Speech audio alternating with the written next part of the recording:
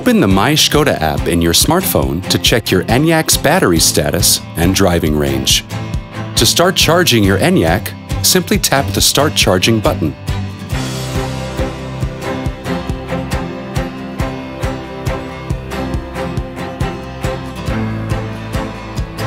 You can set your charge limit and enable or disable the cable lock to prevent it from being stolen when in public.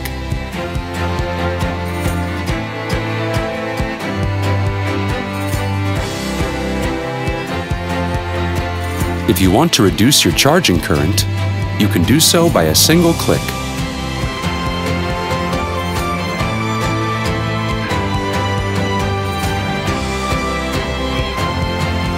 We believe with remote charging you'll enjoy your new Škoda ENYAQ even more.